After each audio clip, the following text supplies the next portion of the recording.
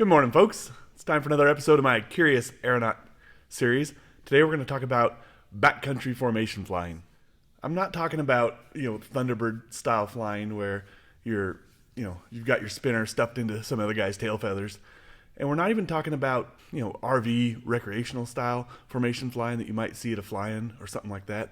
What we're talking about is a couple guys going out with their tail draggers and getting into the backcountry and flying around and having a good time.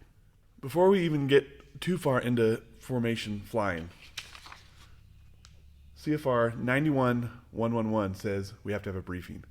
And this briefing is kind of the whole reason why I wanted to make this video, because in my experience, you get guys most of us are private pilots, and we're out there, we go out and buy a tail dragger, maybe a Maul or a Pacer or a Tailorcraft or a Chief like I have, but we want to go out, we want to go land in these backcountry spots and land on some grass strips and maybe hit the river bar or go up into the desert. And oftentimes we don't really have a proper briefing. We just hop in our planes, we go, and next thing you know, we're all buzzing around over the top of some gravel bar and in close proximity to each other without without really deciding how we're going to approach this and where we're going to be and how we're going to deconflict when we get all over the same little piece of gravel and want to land. We just had a close call with Trent. He put out a great video where he got lost situational awareness and almost collided with one of his buddies. And so I think if accidents or situations like that can happen to somebody with as much experience as Trent has, it can really happen to any of us. So this video, I'm just going to go over 5 points that we can all kind of think about that will make us safer when we're out there exploring the backcountry. Let's set up a little scenario. Everybody likes scenarios. Okay, we're going to hop in the Super Chief and we're going to fly to my favorite gravel bar, and I'm bringing along 2 friends, so 3 airplanes. My other friend, he texts his buddy, oh, guess what? So-and-so's coming up out of the valley and they want to check out the gravel bar too. So now all of a sudden we've got 4 planes. And then so-and-so wants to bring a friend. So now we got 5 planes. So we got 5 planes all going to one spot to convene and check out this gravel bar. My first tip is don't fly in groups that large. The more people you get, the more chaos there is. And I really like to fly with one other person or maybe 2, just because I like to kind of keep track of where everybody's at. And I want everybody else to be able to keep track of where I'm at as well, in case for some reason I lose situational awareness. I want those guys to know where I'm at. You need to bifurcate your group. If you got 5 people, break it up a little bit and give yourself a couple miles of spacing so you're not all showing up at the destination at the same time. Fortunately with the Chief, most of the time I get left behind, and so I don't show up. I show up after everybody else gets there. It's not too hard to just separate your big groups to where you're flying with one other buddy or maybe 2 other buddies at most, and you can keep track of people a little bit easier.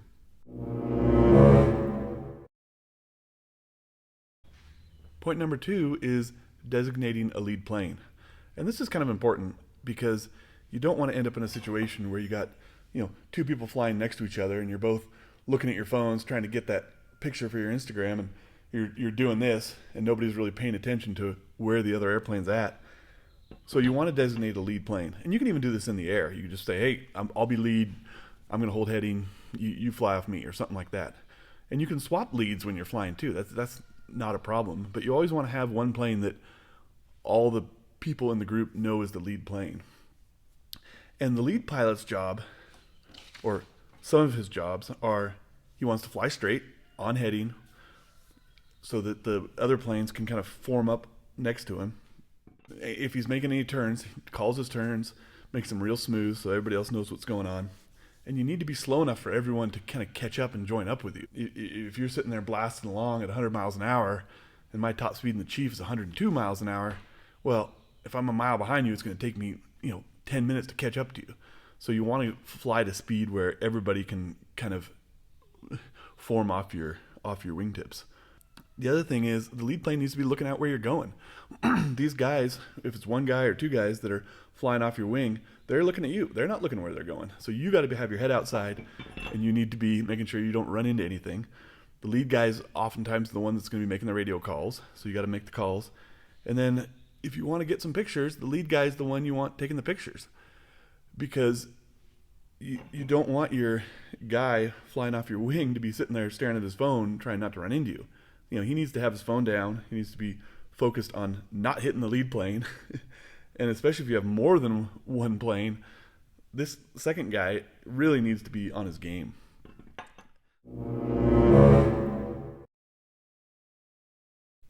Point number 3 is establishing a regular pattern.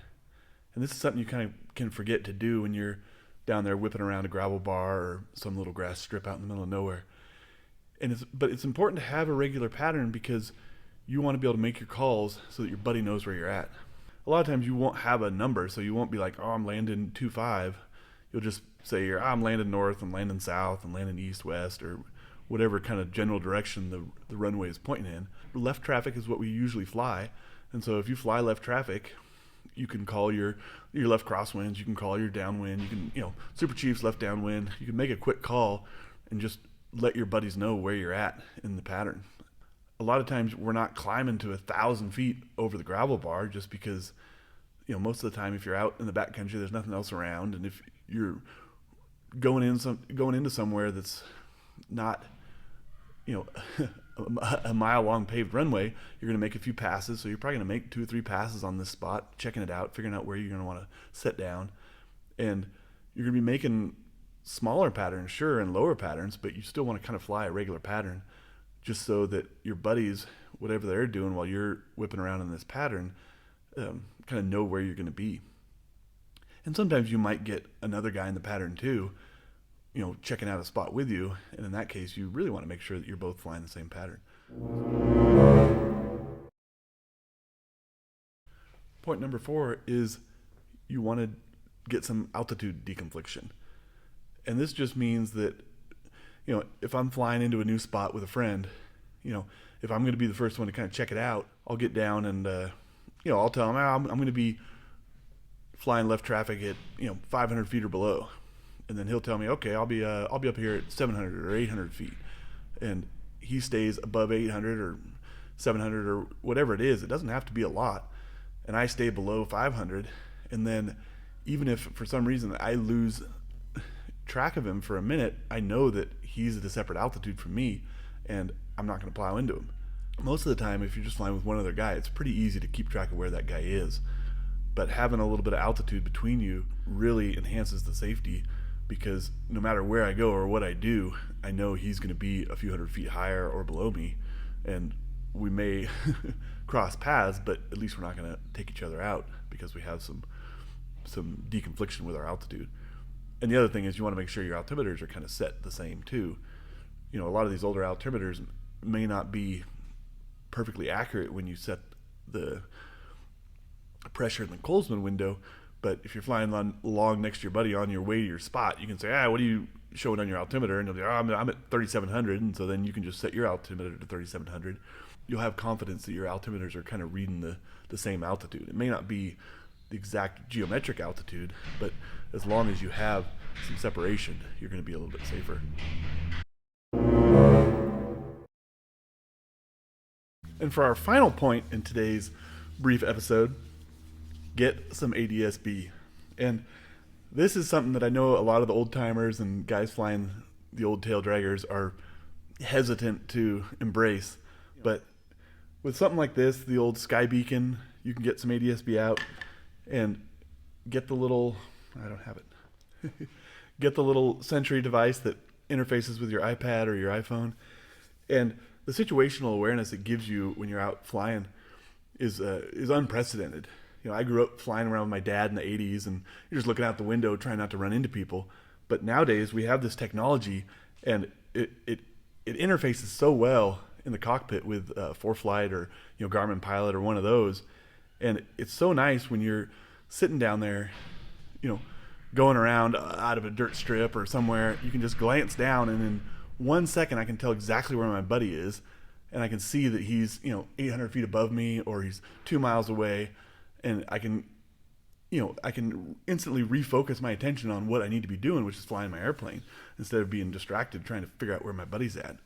one of the difficulties with, especially with these older non-electrical planes, is getting a practical ADS-B out solution.